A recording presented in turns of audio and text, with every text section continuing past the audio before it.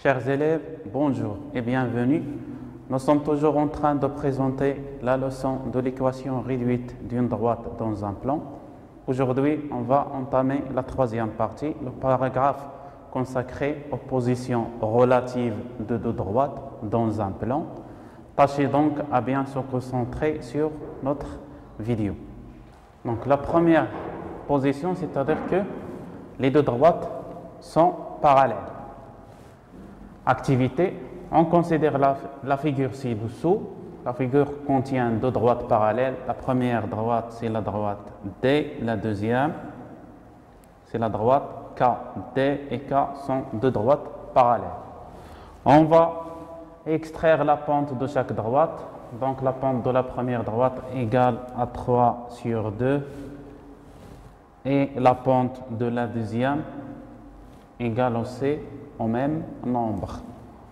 D'où on remarque que la pente de la droite K égale à la pente de la droite D.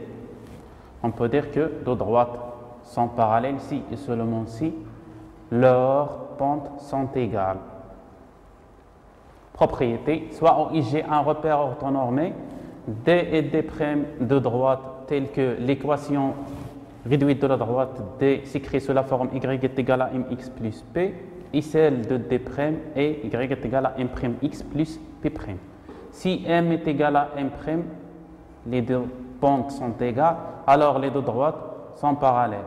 Et de même, D est parallèle à D', alors on peut dire que m est égal à m'. La condition d'orthogonalité. On va suivre le même procédé, c'est-à-dire on prend deux droites dans un repère orthonormé, L et D. Après le calcul des pentes des deux droites, on constate que le produit des pentes des deux droites, MD, c'est la pente de la droite D fois la pente de la droite L est égale à moins 1 demi fois 2 qui donne moins 1. Ainsi, on peut dire que la condition d'orthogonalité de deux droites, propriété, soit où j'ai un repère orthonormé, D et D' de droite telle que la droite D et la droite ayant l'équation suivante, y est égal à mx plus p, D', y est égal à m'x plus p'.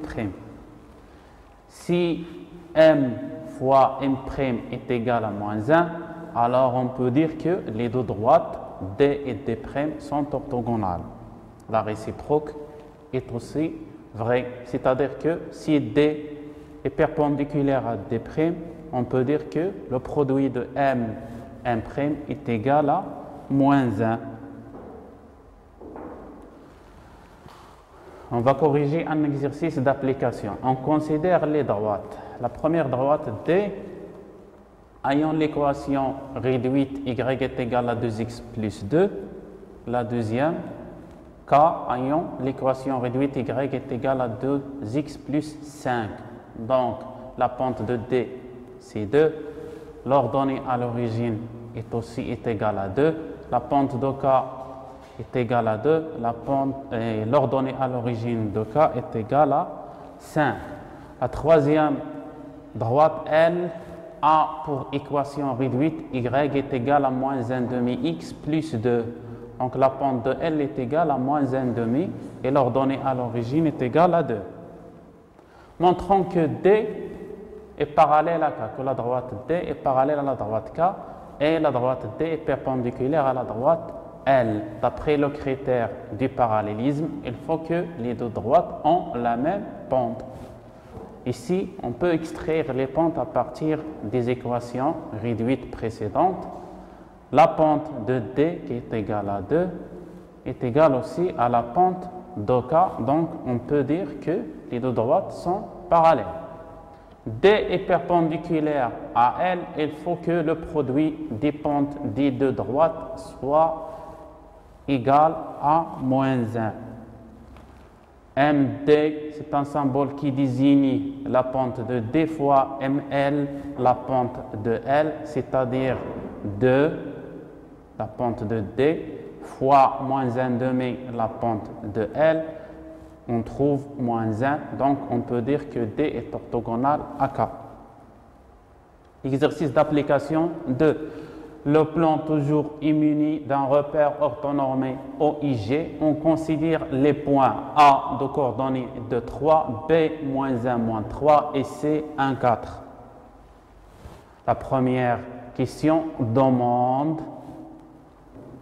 qu'on montre que les points A, B et C sont des points non alignés. Non alignés, c'est-à-dire que les 3 points A, B, C forment deux droites non parallèles. D'après le critère du parallélisme, il faut que la droite AB et AC soient deux droites séquentes. Donc, on revient à calculer la pente de chaque droite. Il faut qu'on trouve deux nombres différents. Calculons la pente de la droite AB. Puisqu'on a les coordonnées des deux points AB, on va utiliser la forme générale du calcul suivante. MAB est égal à YB moins YA sur XB moins XA. Après le remplacement des Y et des X, on trouve 2. On va suivre le même procédé pour trouver le coefficient directeur ou bien la pente de la droite AC. Après le calcul, bien, notre calcul donne la valeur moins 1. On remarque que les deux pentes sont différentes. Donc, on peut dire que les deux droites sont séquentes. Et le point d'intersection ici, c'est le point A. On passe à la deuxième question. Déterminons l'équation réduite de la droite D, l'image de AB, par la translation de vecteur BC. On cherche donc l'image de AB par la translation T de vecteur BC. Cette image est la droite D. On sait que l'image d'une droite par une translation est une droite parallèle. Donc, on peut dire que la droite D est parallèle à la droite AB, c'est-à-dire que la pente de AB est égale à la pente de D. On a déjà calculé la pente de AB dans la question précédente, donc on peut dire que la pente de D est égale à 2. Ainsi, l'équation de la droite D s'écrit sous la forme suivante. Y est égal à 2x plus m. On remplace m par 2. Y est égal à 2x plus p. Pardon. On remplace m par 2. Et puisque C est l'image du point P par la translation T, alors on peut dire que la droite D passe par le point C. Ainsi, on peut remplacer Y et X par les coordonnées du point C. Y est égal à 4 et X est égal à 1 pour aboutir à la valeur de P. Parce qu'à chaque fois qu'on cherche une équation réduite, il faut trouver la valeur de M et P. C'est-à-dire que 4 est égal à 2 fois 1 plus P, donc P donne 2. Par suite, l'écriture de l'équation réduite de D et Y est égal à 2x plus 2. Troisième question. Déterminons l'équation réduite de L, la hauteur du triangle ABC passant par le sommet C, ou bien issu du point C. Donc, on peut dire que la droite L est perpendiculaire à la droite AP. D'après le critère d'orthogonalité, il faut que le produit de MAB et ML soit égal à moins 1. C'est-à-dire que 2 fois ML est égal à moins 2, 2 est la valeur de MAB, la pente de la droite AB. On va changer le côté de 2 et la multiplication par la division.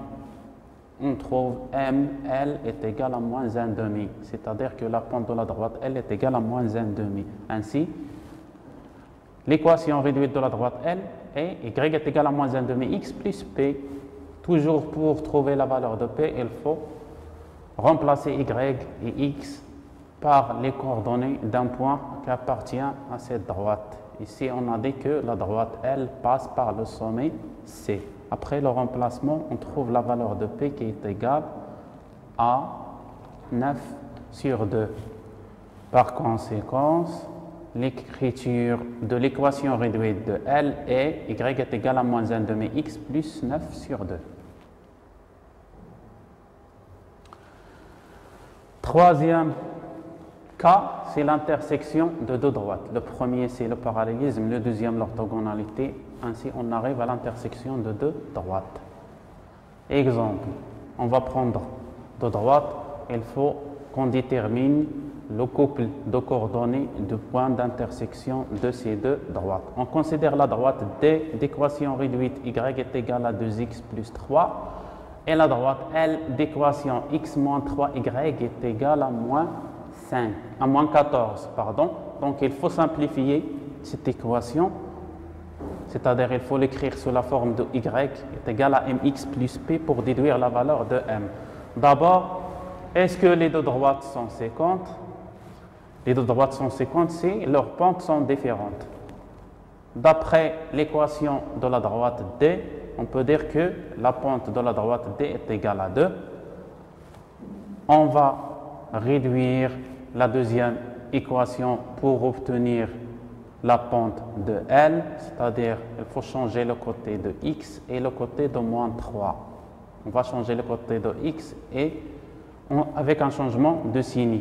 Et on va diviser le deuxième membre par moins 3. Après la réduction et la simplification, la pente de L est égale à 1 tiers. 1 tiers est différent de 2, la pente de D, donc on peut dire que les deux droites L et D sont séquentes. Il reste à déterminer le couple de coordonnées du point d'intersection de L et D. Ce point-là est un point commun entre les deux droites. Donc, les coordonnées de ce point, soit A, le coordonnée XA, YA, le point d'intersection de D et L, c'est-à-dire le point commun des deux droites.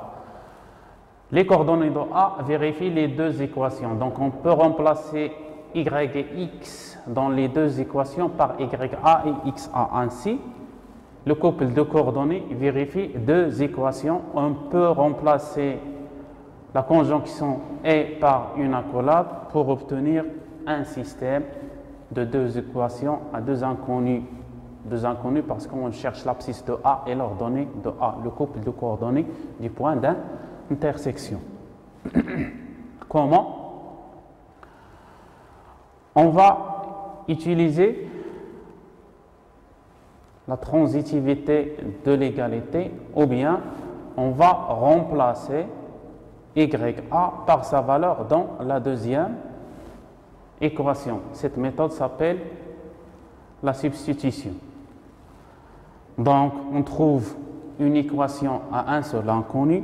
Il faut développer par moins 3 et simplifier l'équation, c'est-à-dire il faut laisser les inconnus au premier membre et les nombres connus au deuxième membre. Après la réduction, on obtient la valeur de XA qui est égale à 1. On n'a pas terminé notre question parce qu'il faut trouver le couple de coordonnées, c'est-à-dire il faut chercher encore l'ordonnée du point A. Donc on revient à l'une des deux équations, on remplace X par A et on calcule Y. Ici, on a choisi la première équation, c'est-à-dire que YA est égal à 2 fois 1, la valeur de XA, plus 3. YA donc est égal à 5, alors le couple de coordonnées de A, le point d'intersection de D et L est 1, 5. Si on veut déterminer maintenant le point d'intersection de la droite D avec l'axe des abscisses, on connaît déjà que l'équation réduite de l'axe des abscisses est Y est égal à 0. L'équation réduite de D, Y est égal à 2x plus 3. Donc, on obtient un système qui se compose de deux équations. La première, c'est celle de OX, Y est égal à 0. La deuxième, c'est l'équation de D, Y est égal à 2x plus 3. Si on pose M le point commun des deux droites, c'est-à-dire le point d'intersection, alors les coordonnées de M vérifient les deux équations, c'est-à-dire que YM est égal à 0 et YM est égal à 2, XM plus 3. Ici, on a déjà la valeur de l'ordonnée. Il suffit de remplacer YM par 0 pour trouver la valeur de l'abscisse.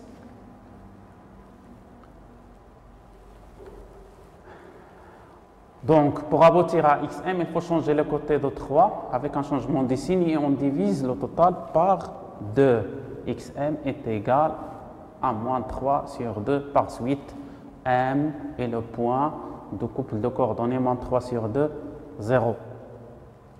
La dernière partie de cette vidéo sera consacrée à la détermination du point d'intersection de D avec l'axe des ordonnées. On prend l'équation de la droite D qui est égale à Y est égale à 2x plus 3. L'équation réduite de D et Y est égale à 2x plus 3. L'équation réduite de l'axe OY et X est égale à 0. Donc, ici, on constate que l'abscisse de ce point d'intersection est égal à 0.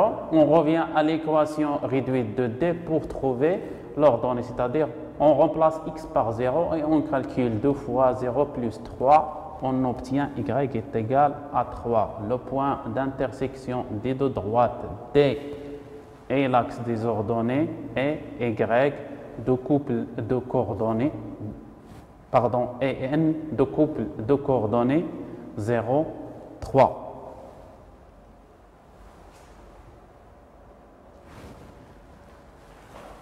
Maintenant, je vous propose une méthode pour déterminer l'intersection de deux droites graphiquement. On a vu précédemment l'intersection algébriquement. Ici, on va donner l'intersection graphiquement.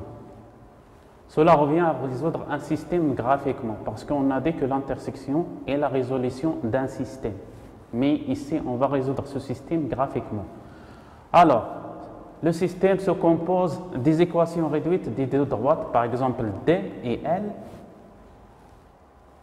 On a déjà vu qu'on peut représenter les deux droites à partir de 2 points de chaque droite. C'est-à-dire, on remplace x par un nombre et on calcule les deux opérations, la multiplication et l'addition, pour trouver y. On prend 2 points de D. Si on remplace x par 0, on trouve y est égal à 3. Ainsi, et en suivant le même procédé, on trouve un deuxième point f de couple de coordonnées moins 1, 1. D'où on peut présenter la droite D sur un repère orthonormé OIG.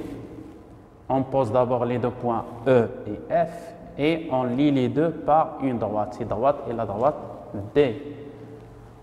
On va faire la même chose sur la droite L. On obtient donc le point d'intersection de ces deux droites. Si ce point-là, le couple de coordonnées de ce point est 1, l'abscisse ici est égal à 1, l'ordonnée c'est 5. 1, 5, et donc le couple de coordonnées du point d'intersection des deux droites D et L graphiquement.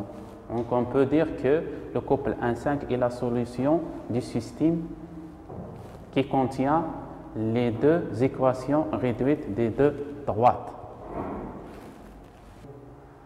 Ainsi, notre vidéo touche à sa fin. On se retrouve dans la séance prochaine pour traiter un exercice récapitulatif.